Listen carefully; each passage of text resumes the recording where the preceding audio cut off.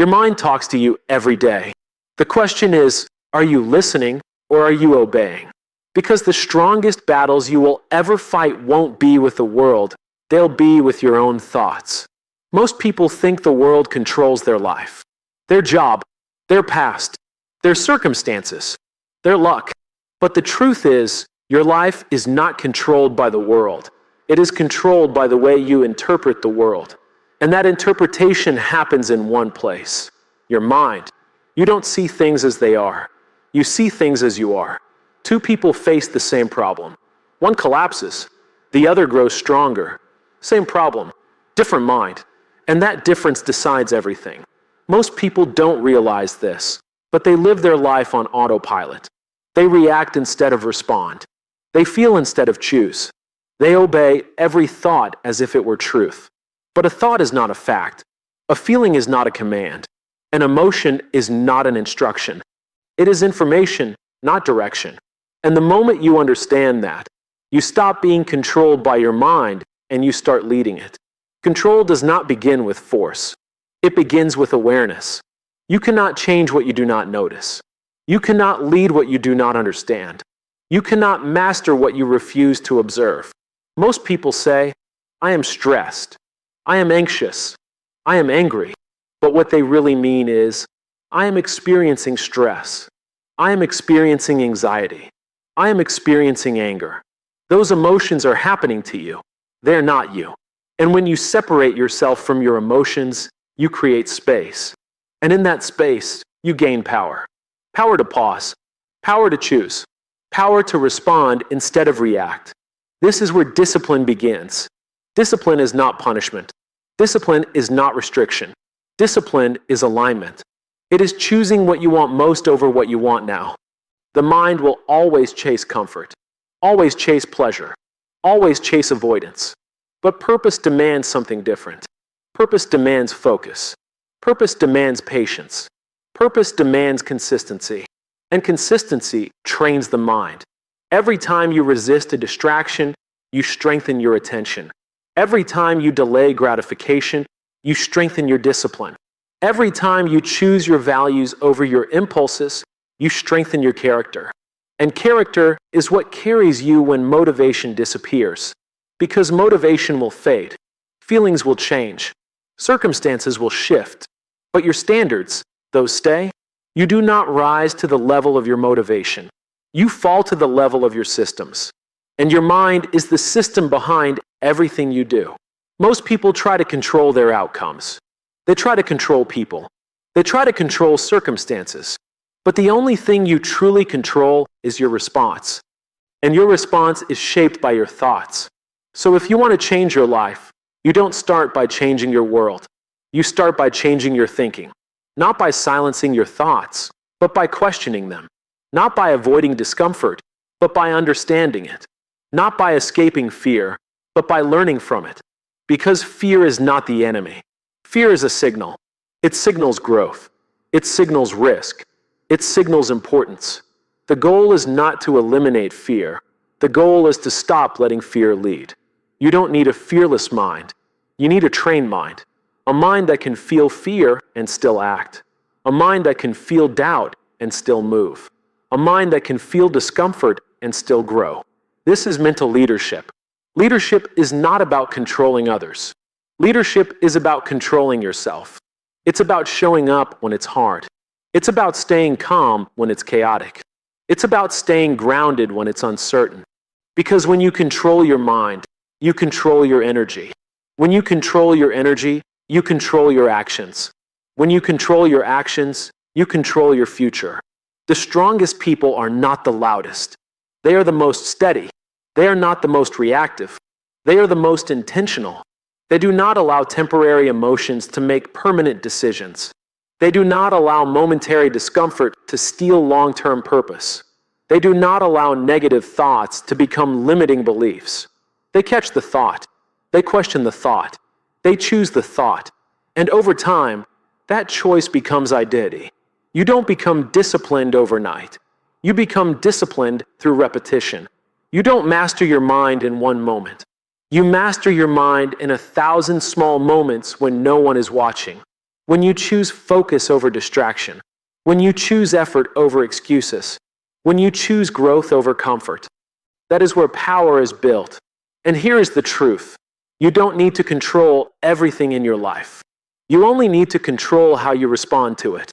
Because when your mind is steady, no storm can shake you. When your mind is trained, no obstacle can stop you. When your mind is disciplined, no fear can rule you. So learn to control your mind, not to become emotionless, but to become unbreakable. Not to suppress what you feel, but to choose how you act. Not to escape discomfort, but to grow through it. Because the moment you lead your mind will lead your life. Your mind is your greatest tool or your greatest obstacle. It can either build your future or sabotage it before you even begin. Every decision you make, every action you take, every habit you form starts as a thought. And those thoughts, when repeated, become beliefs.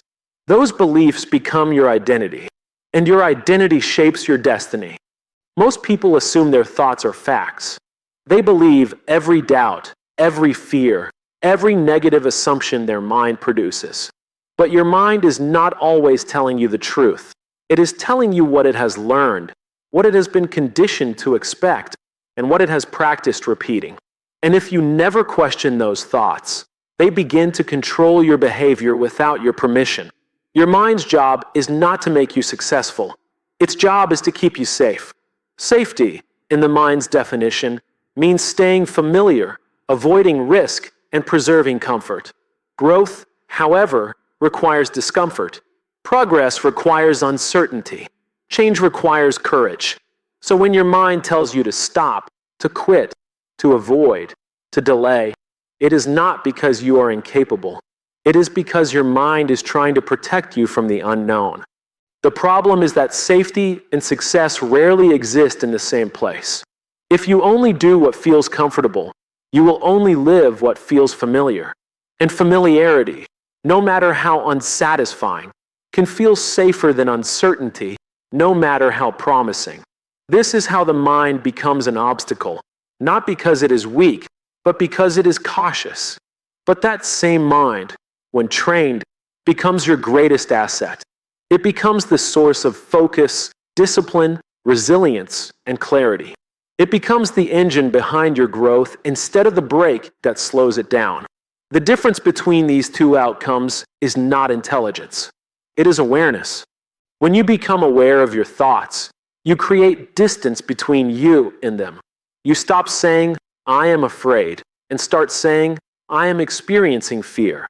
That shift may seem small, but it changes everything. It turns fear from an identity into a signal. It turns doubt from a verdict into a question. It turns hesitation from a command into an option. Once you have that distance, you gain choice. And choice is power. You can choose to listen to the voice that says, "I can't," or you can choose to listen to the voice that says, "I'm learning." You can choose to obey the thought that says, "This is too hard," or you can choose to respond with, "This is making me stronger." The thought still exists, but it no longer controls you. Your mind becomes your greatest tool when you use it intentionally instead of automatically, when you direct it instead of letting it wander, when you train it instead of letting it react. This training happens in small, daily moments, when you choose focus over distraction, effort over excuses, and discipline over comfort. Most people try to change their lives by changing their environment. They change their job, their city, their relationships. But real change does not begin outside. It begins inside. Because if you carry the same mind into a new environment, you will eventually create the same outcomes. The most powerful transformation is not a change in circumstances. It is a change in thinking. When your thinking changes, your behavior changes. When your behavior changes, your results change. And when your results change, your life changes. Your mind can either be the cage that traps you or the key that frees you. And the difference between the two is not luck, talent, or timing. It is awareness, intention, and practice. You do not need a new life. You need a trained mind. Awareness comes before control. You cannot lead something you do not notice, and you cannot change something you refuse to observe. Most people live inside their thoughts without ever stepping back to examine them. They experience emotions, reactions, impulses, and stress as if they are happening automatically, and in a way, they are. But automatic does not mean unchangeable. It simply means unconscious. The first step to controlling your mind is not forcing it to be quiet. It is learning to listen to it, not to obey it, but to understand it. Because every thought has a source, every reaction has a trigger, every emotion has a message. And when you become aware of these patterns, you stop being surprised by yourself. Most people don't realize how often they repeat the same thoughts every day, the same doubts, the same fears, the same assumptions. And repetition creates familiarity. Familiarity creates belief. And belief creates behavior. So if you want to change your behavior, you must first become aware of the thoughts that produce it. Awareness is the pause between stimulus and response. It is the moment where you notice the emotion rising instead of immediately acting on it. It is the moment where you recognize a negative thought instead of accepting it as truth. It is the moment where you feel discomfort and choose to stay present instead of escaping it. That pause is where power lives. Without awareness, you react. With awareness, you respond. Reaction is automatic. Response is intentional. Reaction is driven by habit. Response is guided by purpose. And the difference between those two determines the direction of your life. Awareness also allows you to separate yourself from your emotions. You stop saying, "I am angry," and start saying, "I am experiencing anger." That distinction matters because it reminds you that emotions are temporary. They pass, they shift, they change. But if you identify with them, they control you. If you observe them, you lead them. The mind is like a stream. Thoughts flow constantly. You do not control which thoughts appear, but you do control which ones you step into. Awareness gives you the ability to watch the stream instead of being swept away by it. You stop drowning in your thoughts and start standing on the shore, choosing which ones to engage with. Many people try to control their mind by suppressing thoughts.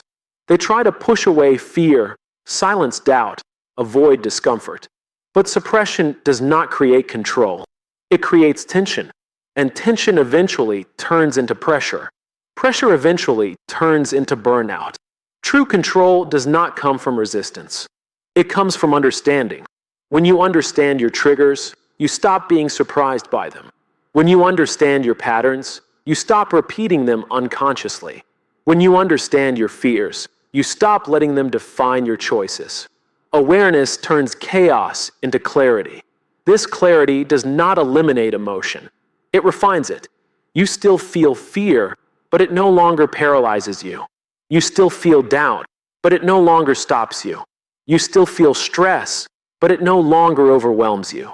Instead, those emotions become signals, information you can use rather than commands you must obey. Awareness also builds self-trust. When you notice your thoughts and emotions without judgment, you become more honest with yourself. You stop pretending you are fine when you are not. You stop hiding from discomfort. You stop avoiding reality. And that honesty becomes strength.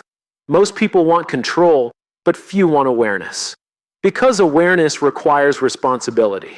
It requires admitting that your reactions are not caused by the world, but by how you interpret the world. It requires accepting that your emotions are yours to understand, not someone else's to manage. It requires acknowledging that change begins with you. But this responsibility is not a burden. It is freedom.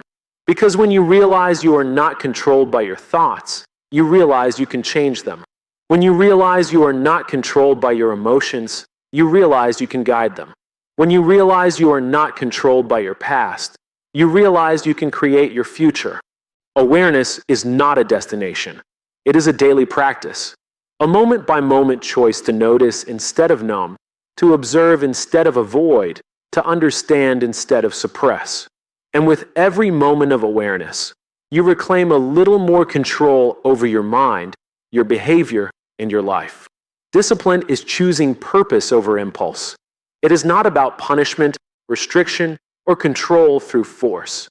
It is about alignment. Alignment between who you are today and who you want to become. Alignment between what feels good now and what will matter later. Alignment between comfort and growth. Most people live by impulse. They act based on how they feel in the moment. If they feel motivated, they work. If they feel tired, they stop. If they feel confident, they speak. If they feel doubtful, they stay silent. But feelings change. And if your behavior is controlled by your feelings, your life will be inconsistent. Purpose, on the other hand, is stable. Purpose does not change with mood. Purpose does not disappear when things get hard. Purpose does not depend on comfort. Purpose gives you a reason to act even when you do not feel like it. And discipline is the bridge between your purpose and your actions. Discipline is not about doing everything perfectly. It is about doing the right things repeatedly. It is about showing up when it's boring. It is about continuing when progress feels slow. It is about staying committed when results are invisible. This is where most people stop. Not because they are incapable, but because they are uncomfortable. Impulse always looks for the easiest path. It avoids discomfort. It seeks pleasure. It chooses convenience. But the easiest path rarely leads to the strongest version of you. Growth requires friction. Strength requires resistance. Mastery requires repetition. And discipline is what keeps you on that path when impulse tries to pull you off. Discipline is also not about saying no to everything. It is about saying yes to something greater. You say no to distractions so you can say yes to focus. You say no to excuses so you can say yes to progress. You say no to comfort so you can say yes to growth. Every no you choose with discipline becomes a yes for your future. Most people think discipline is something you either have or don't have. But discipline is not a personality trait. It is a skill. And like any skill, it is developed through practice. Every time you choose effort over ease, you strengthen your discipline. Every time you choose consistency over comfort, you strengthen your discipline. Every time you choose purpose over impulse, you strengthen your discipline. Discipline also builds identity. When you repeatedly act in alignment with your values, you stop trying to be disciplined. You become disciplined. It becomes part of who you are. And identity is more powerful than willpower. Willpower relies on energy. Identity relies on standards. You don't argue with your standards. You live by them. This is why discipline creates freedom. At first, it feels like restriction. It feels like structure. It feels like effort. But over time, discipline removes chaos. It removes indecision. It removes self-doubt. It creates clarity. It creates confidence. It creates momentum. And momentum changes everything. Impulse reacts. Discipline responds. Impulse avoids pain. Discipline embraces growth. Impulse looks for shortcuts. Discipline builds foundations. Impulse asks, what feels good right now? Discipline asks, what will make me better tomorrow? The strongest people are not the ones who feel motivated every day. They are the ones who act even when they don't. They are the ones who do not wait for perfect conditions.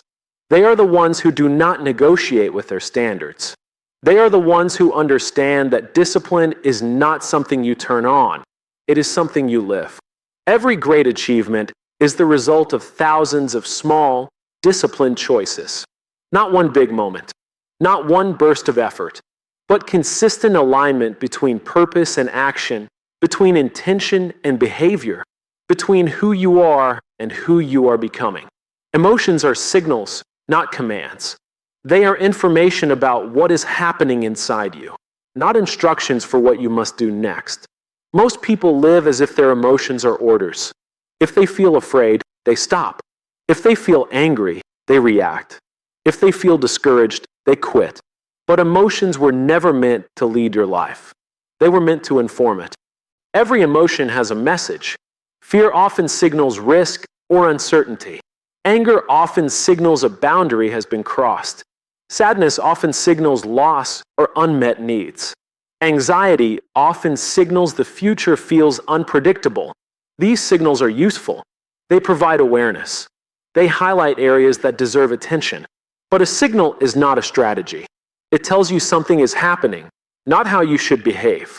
When you allow emotions to command your actions, you give temporary feelings permanent authority. And temporary feelings are unstable.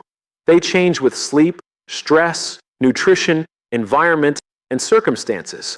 If your decisions depend on how you feel, your direction will constantly shift. That instability makes progress difficult and consistency impossible. Emotional control does not mean emotional suppression. It does not mean pretending you don't feel. It does not mean denying reality. It means acknowledging what you feel without surrendering your behavior to it. It means allowing emotions to exist without allowing them to dictate. It means feeling fear and still moving forward. It means feeling anger and still choosing restraint. It means feeling doubt and still choosing effort. This ability is what creates emotional intelligence. Emotional intelligence is not the absence of emotion. It is the presence of awareness. It is recognizing what you feel, understanding why you feel it, and choosing how to respond to it. That choice is what separates reaction from response, impulse from intention, chaos from control. Most people believe their emotions are caused by the world. They say, "You made me angry," or "This situation made me anxious." But emotions are not created by events. They are created by interpretations of events. Two people can experience the same situation and feel completely different emotions because their interpretations are different. When you understand this, you stop trying to control the world and start learning to guide your mind.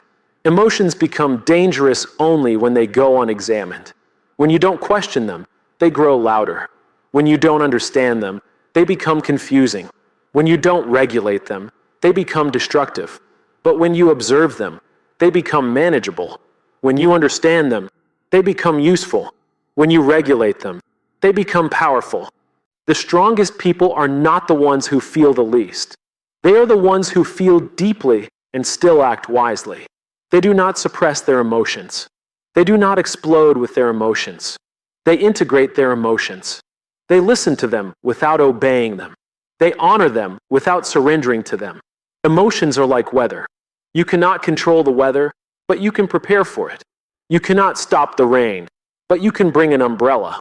You cannot prevent the storm, but you can build a shelter. In the same way, you cannot stop emotions from arising, but you can build the internal structure to handle them without being controlled by them. When you stop letting emotions command your actions, you create space for values to lead instead. Values are stable. Values do not change with mood. Values do not disappear under pressure. Values provide direction when emotions are unclear. And when values lead, emotions fall into alignment instead of control. This is what it means to be mentally strong. Not to be emotionless, but to be intentional. Not to avoid feeling, but to choose action. Not to suppress emotion, but to guide it. And when emotions become signals instead of commands, you stop reacting to life and start responding to it with clarity, strength, and purpose. Consistency trains the mind to serve you, not sabotage you. The mind learns through repetition. Whatever you do often becomes what you do automatically. Whatever you think often becomes what you believe. And whatever you believe often becomes who you are. This is why consistency is not just a productivity tool. It is a mindset tool. Most people rely on motivation. They wait until they feel ready, inspired, or confident before they act. But motivation is emotional, and emotions are unstable. Some days you feel strong. Some days you feel tired. Some days you feel driven. Some days you feel doubtful. If your actions depend on motivation, your progress will be inconsistent. But consistency does not depend on how you feel. It depends on what you have decided. Consistency turns effort into habit, and habits reduce the need for willpower. When something becomes habitual, it requires less energy, less resistance, and less debate. You no longer argue with yourself about whether to act. You simply act. That automatic action is the result of training, not talent.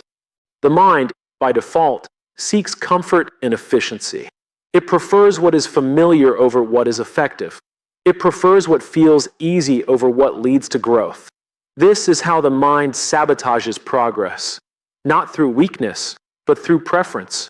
Consistency rewires that preference. It teaches the mind that effort is normal, discipline is expected, and growth is standard. Every time you show up when it's uncomfortable, you send a message to your mind. The message is, this is who I am. Every time you stay consistent when results are slow, you send another message. I don't quit. Every time you keep your word to yourself, you reinforce a powerful identity. I am reliable. Over time, these messages shape your self-image, and self-image drives behavior. Consistency also removes emotional negotiation. Most people negotiate with themselves daily. I'll start tomorrow. I'll do it later. I'll try again next week. That negotiation drains energy and delays progress. Consistency eliminates negotiation. You do not debate your standards. You live by them. And when standards replace decisions, discipline becomes easier. Progress is not built in moments of intensity. It is built in moments of repetition. It is built in the ordinary days, the boring routines, the quiet efforts that no one sees. These moments do not feel powerful, but they are powerful. They compound. A small action repeated daily will outperform a massive effort done occasionally. Consistency also builds trust, not just with others, but with yourself. When you consistently follow through, you stop doubting your ability to commit. You stop questioning your reliability. You stop wondering if you can be disciplined. You know you can. And that confidence changes how you approach challenges. You stop asking, can I do this? And start asking, how will I do this? The mind begins to work for you instead of against you. Instead of creating excuses, it creates solutions. Instead of resisting effort, it anticipates it. Instead of avoiding discomfort, it expects growth. This shift is not dramatic. It is gradual. It happens through repetition, through showing up again and again, especially when you don't feel like it. Consistency does not require perfection. It requires persistence. You will miss days. You will make mistakes. You will fall short. But consistency is not about never failing. It is about returning quickly. It is about refusing to quit. It is about restarting without self-punishment. Every return strengthens your discipline. Over time, consistency reshapes your identity. You stop trying to be focused. You become focused. You stop trying to be disciplined. You become disciplined. You stop trying to be strong. You become strong. And when your identity changes, your behavior follows naturally. This is how the mind stops sabotaging your progress and starts supporting it through training, through repetition, through consistency that turns intention into instinct and effort into identity.